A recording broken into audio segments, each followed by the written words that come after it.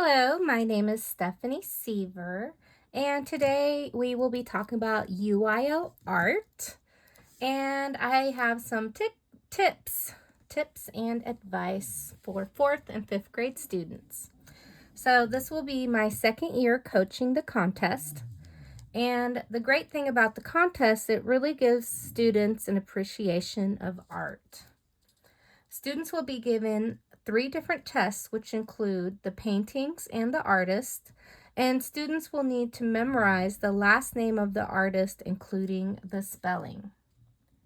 So, other than that, the contest involves the study of paintings from the National Gallery of Art in Washington, D.C., and paintings or pictures from selected Texas museums.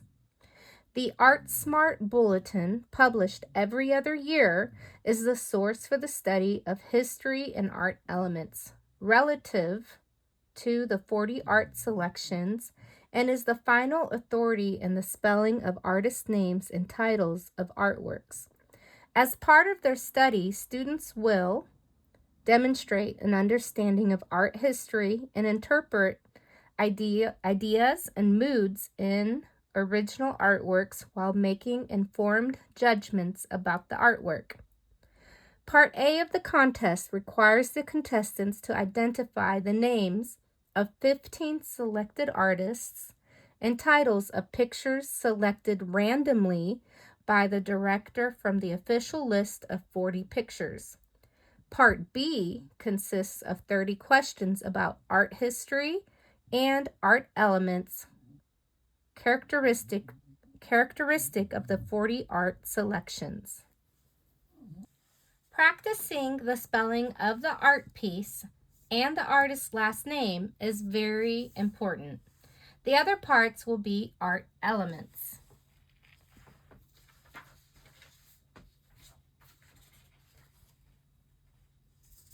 Here we go. Art elements and principles. And this is the area you will be analyzing the elements of art, such as line, texture, color, value, space, shape, rhythm, and form. A glossary of definitions will be provided by your coach. So in your booklet, when you open it up, inside you will see the glossary of terms and you will see some vocabulary and the definition. These will help you answer questions about the painting when it comes time for the contest. So we have background, but you definitely want to know what the definition of line is. So if we go to lines, okay, lines drawn by an artist to mark the edges of something or outline it, like the lines that form the outer edges of the building. Or 2, lines formed where objects touch or overlap so that different colors or shapes come together, like the line our eyes see at the horizon where the earth and sky meet. Then the other part would be principles of design, and some important vocabulary words you will need for that one are pattern, rhythm, unity, emphasis, proportion, and contrast. And then art history will be another part of the test.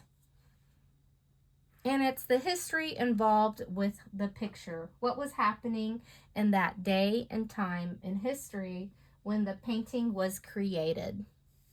It's good to know a little bit of background about the artist. And so in your booklet, which will be provided, they will have the list of the artists and their painting. And then you can read more about that artist and learn a little bit more about the painting and maybe better understand the painting. Studying for this test is like studying for a first-year college art history class. Students will see many different types of paintings that will include portraits, landscapes, seascapes, abstracts, and semi-abstracts. It is very important to know these vocabulary terms like what is a portrait, what is a landscape, what is a seascape, what is an abstract, or what is abstract and semi-abstract. It is very highly recommended to make flashcards using your glossary terms. The vocabulary can be found in the booklet provided.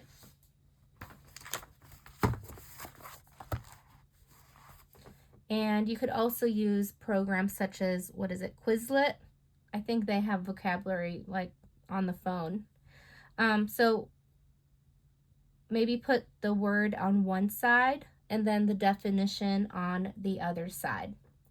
You can practice with a teammate or your family members, or during practice sessions during class, or just on your own.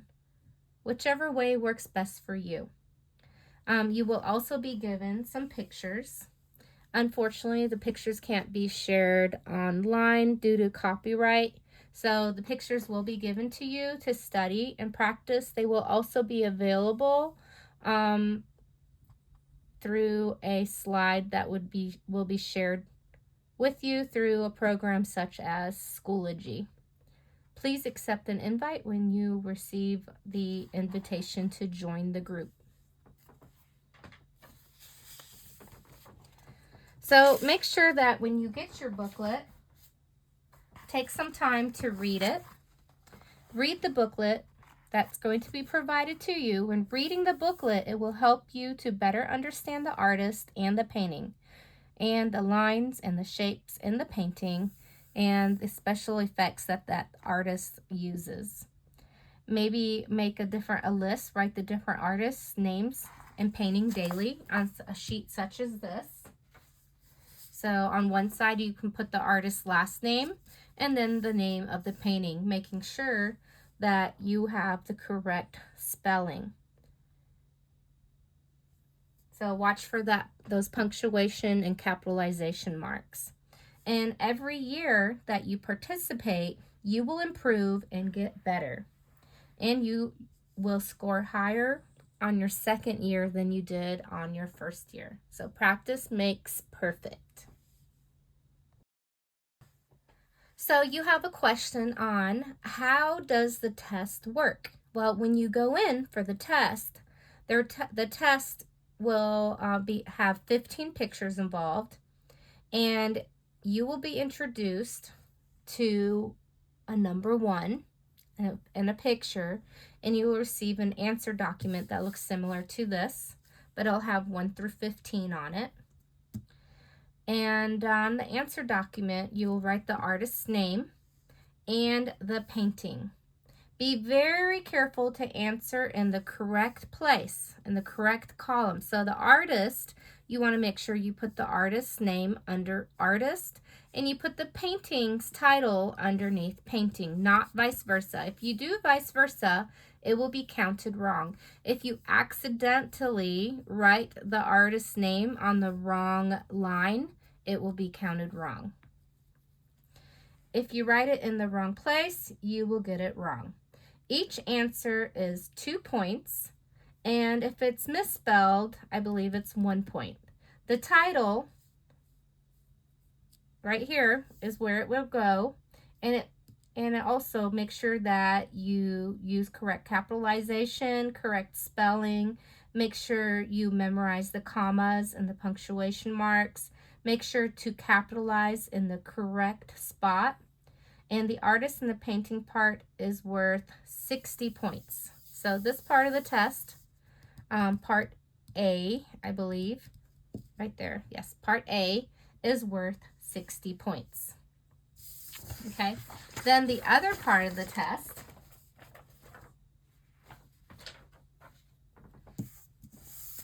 which is part B,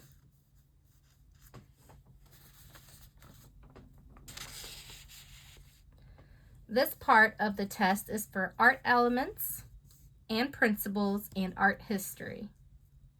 It is also worth 60 points. Combined, Part A and Part B are 120 points. For the second part of the test, you will be handed a booklet. When instructed to open the booklet, it will state art elements. Make sure to put your answers by the correct number. If you put it in the wrong column, it will be counted wrong. Spelling also matters. When you get to the section that says art history, make sure you put your answers in the right spot. So here you have answer choices A, B, C, D, 16 through 25, and then you go into true or false, and so on. So thank you for joining UIL Art this year. It's a pleasure to be coaching you, and I'm so glad that you joined. Just remember that you are capable, and you will learn a lot of new things and a new appreciation of art. And you can do this. When you learn about fine art, you become a more rounded student. I wish you the very best luck, and you got this. Bye-bye.